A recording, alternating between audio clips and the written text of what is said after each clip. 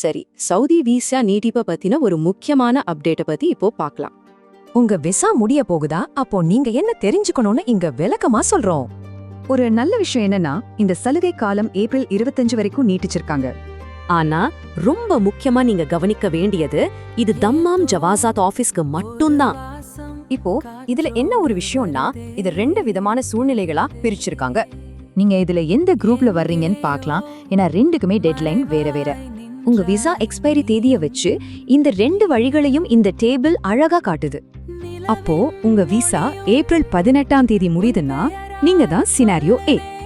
அப்படின்னா உங்களுக்கு கொஞ்சம் எக்ஸ்ட்ரா டைம் கிடைக்குது. உங்க எக்ஸிட்ட சுலபமா ப்ராசஸ் பண்ணலாம். நீங்க நாட்டை விட்டு வெளியேற கடைசி தேதி ஏப்ரல் 25. அடுத்த சினாரியோ பி. இது யாருக்குன்னா ஏப்ரல் 3ஆம் தேதியே விசா முடிஞ்சவங்களுக்கு. உங்களுக்கு நிலைமை கொஞ்சம் அவசரமானது. உடனடியா நீங்க நடவடிக்கை எடுக்கணும். நீங்க சவுதியை விட்டு ஏப்ரல் 18க்குள்ள வெளியேறணும். இந்த டெட்லைன் ரொம்ப வேகமா நெருங்கிட்டு இருக்கு. சரி, இப்போ நீங்க என்ன செய்யணுங்கிறது தான் முக்கியமான விஷயம். இப்போ சொல்ற இந்த 3 சிம்பிள் ஸ்டெப்ஸை நீங்க கண்டிப்பா ஃபாலோ பண்ணணும். எப்பவுமே ஞாபகம் வச்சுக்கோங்க, அதிகாரப்பூர்வ தளங்கள்ல இருந்து தகவலை உறுதிப்படுத்திக்கோங்க.